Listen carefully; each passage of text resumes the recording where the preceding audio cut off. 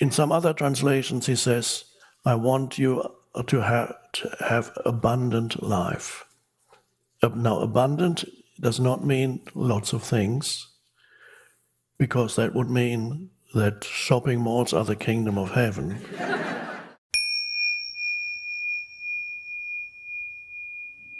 Let's say your goal is to be widely known and to impact people's lives with your music. Fine, perhaps you'll achieve it. You can visualize it. Oh, by the way, when you visualize a goal that you want to achieve, it's not in the future. If you, this is to do with manifesting. When you want to manifest something, it doesn't work very well when you think, I will be famous, I need to be famous, I want to be famous. Not good for manifestation. If you want to manifest something, you have to start with the foundation for manifestation is always the present moment. It's not the future. It works very simply. Jesus explained it in one sentence, just one sentence. Whenever you pray for something, believe that you have received it and it will be given to you. Now, the key is that he did not say believe that you will receive it, because that puts it into the future.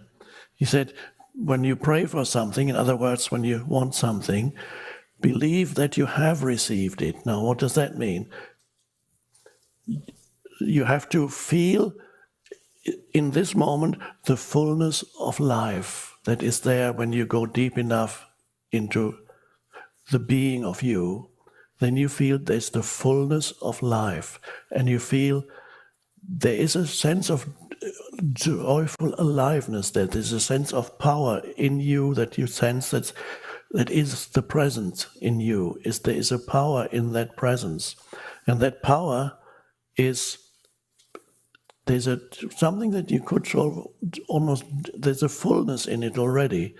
You can't really, once you when you're in touch with the presence, everything else that you could achieve in this life, I have this comparison, analogy, or whatever it is, that which you realize within you, the power, is the cream.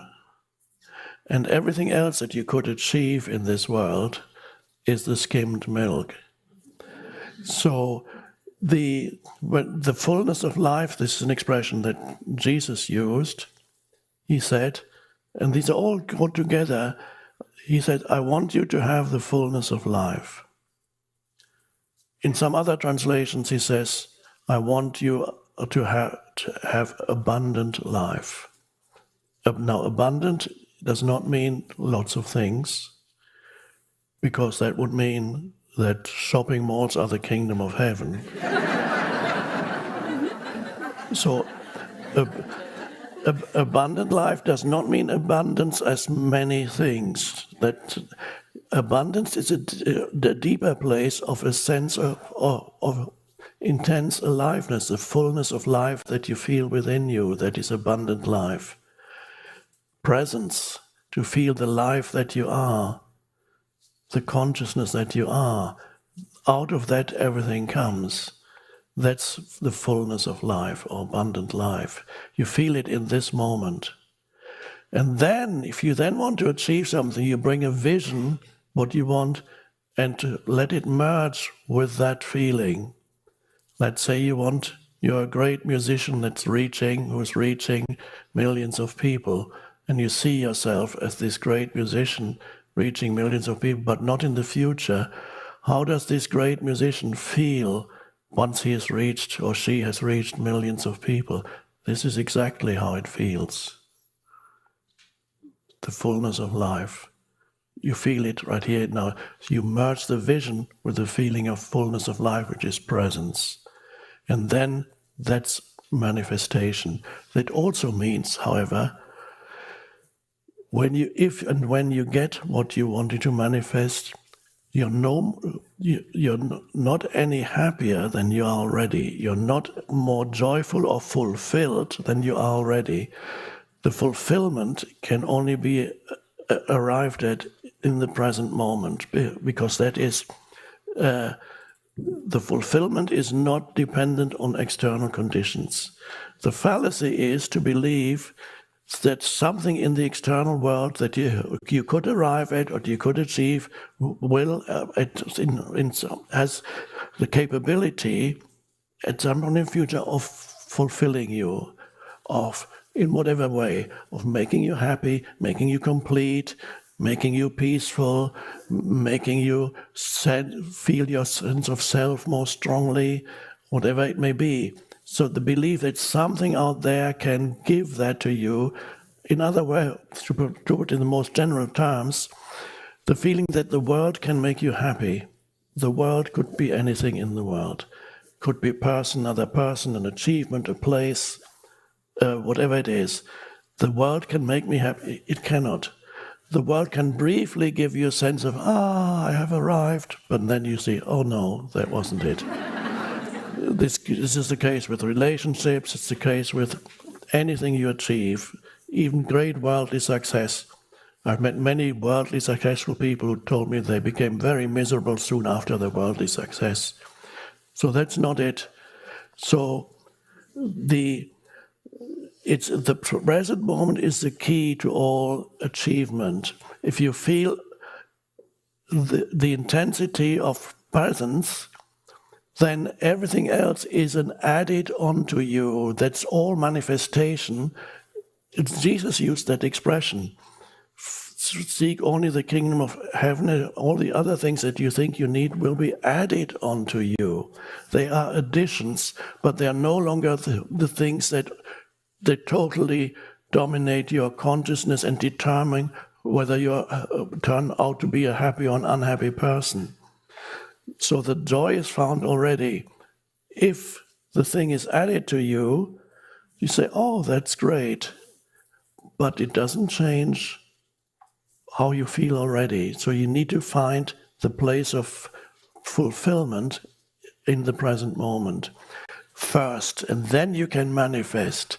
So the foundation for manifestation is becoming intensely present and realizing your essence identity and live from and through your essence identity. Then through the essence identity you can manifest things.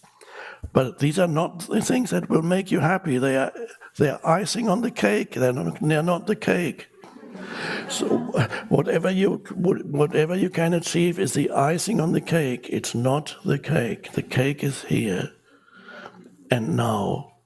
That's the key. And that also means your inner state is no longer dependent upon external conditions, and is no longer dependent upon whether you achieve so-called worldly success or not, because it's very much secondary. It's nice if you have it. It's not a big deal if you don't. That's so, and you can still be determined and feel very strongly that you have it already. Let's say, okay, I want to live in a great place where there's no longer cold, and let's say it's Hawaii. Okay, I want to move to Hawaii. I'll be happy there. When I move to Hawaii, or maybe it's Bali, when I move to Bali, I'll be happy there because it's paradise. It's wonderful. Okay, I want to move to, then you can manifest. I want to move to, you can even paint Bali on a vision board, Bali, and so I want to move to Bali. But you have to be in Bali in this present moment. How will you feel if you're in Bali? If you can't feel that now, then it's not going to work very well. The tropical island that you think will make you happy, no, you have to experience it as this is the essence of who you are, will make you happy, fulfilled, and joyful. And then, if it manifests as a tropical island, that's fine. But when you arrive in Bali, when you're already feeling pleasant, it's an adding on to. Because when you arrive at Bali, you may find not everything is paradise, even there. I haven't been there, but I had somebody who rented a house there, and then yes, it was lovely, lovely. But there's always something when you're at night time, the rats were jumping up and wanting to get into the pantry and get the food. So it's not, no.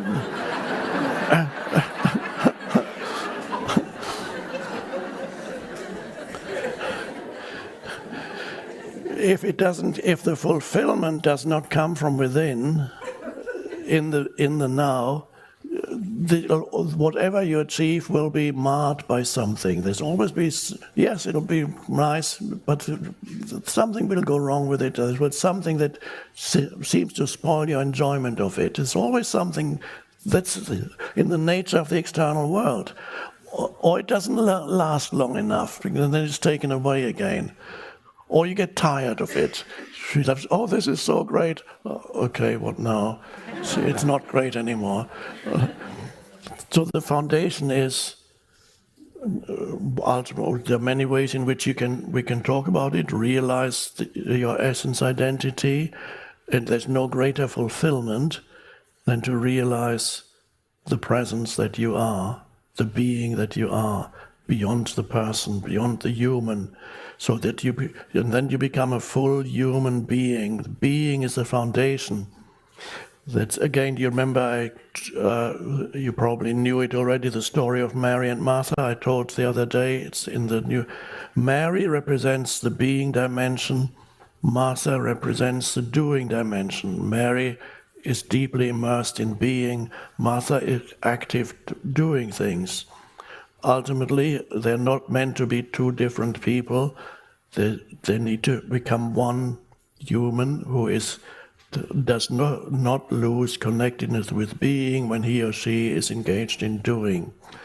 And so any kind of manifestation is also a kind of doing when you want to manifest something. So the wonderful thing is you can't really fail anymore, because failure means you're terribly disappointed because you didn't get to that goal. That's all. Your life has just become, you worked for years and you tried, and then you didn't arrive at your goal, and then you develop the mental concept of, I have failed. And whenever you give too much power to the outside world and to external conditions and to future, you will fail. Many people who are very successful temporarily in this world are also very miserable. So they fail, but they fail within their success. They fail. There are many wealthy, famous people who are miserably unhappy. There are also a few wealthy, famous people who are okay because they have discovered the deeper dimension within themselves. There are a few, but they had to go through unhappiness first and realize that's not it. I'm on the cover of all these magazines, and everybody talks about me, and not me. I'm just giving an example. No. There's not enough drama in my life for people to talk much to talk about. So remember, the foundation for manifestation is here and now, and then enjoy the doing. If you're writing a book, some of you may be writing a book or have written books already, or if, let's say you are writing, enjoy the process of writing.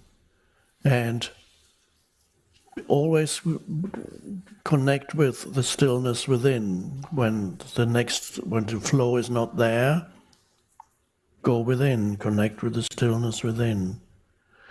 Become present.